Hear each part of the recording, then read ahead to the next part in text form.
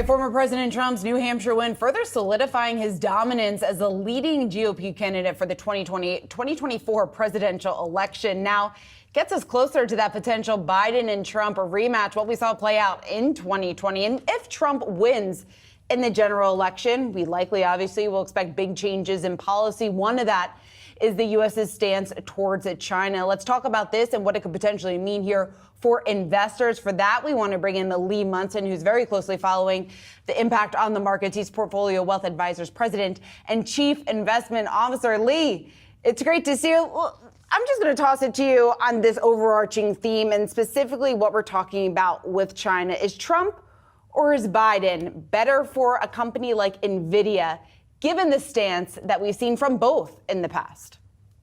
I don't think either is good. You've got 25%. NVIDIA's a little cagey about, the stats of data centers sales to China. So I think that one thing to remember is both Trump and Biden have had harsh stances on China. Here's what the problem is. Biden is obviously a little bit more diplomatic. Biden obviously rolls a little slower, and that's not a joke on his competency.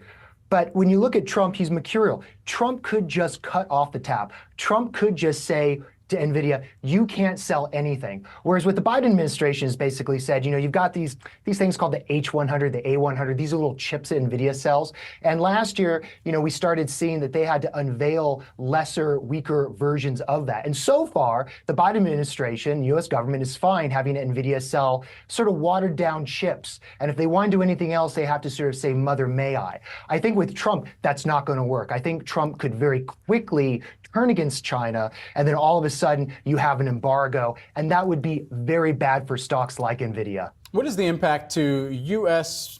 companies who still have some reliance, or in some cases, an outsized reliance in their revenue base on China if we were to see a kind of pullback or perhaps patriation more so of just the international relations policy that we have if Trump were to get back into office? I think it's going to accelerate what Trump started when he was president first. I think it's going to accelerate what Biden continues to do. I think the message here is that Biden has not been friendly to China, but Trump's going to be even worse. And so that acceleration is going to happen. I think we have to remember, China's been a problem for about 2.5 years.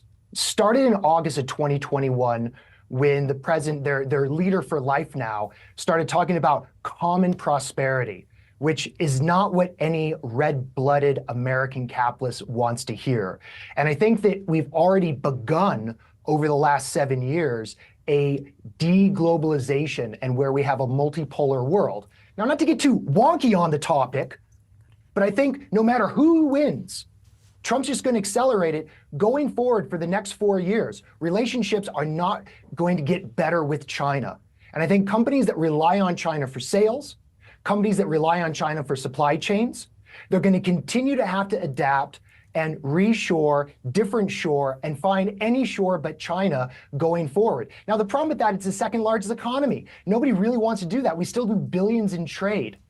But if we get a wingnut in the president, in the White House, and we get some guy that wants to shoot from the hip and shoot off his mouth, the variability of outcomes for those companies that rely on China for whatever, it's going to cause more volatility. And volatility means the stock price not always going up.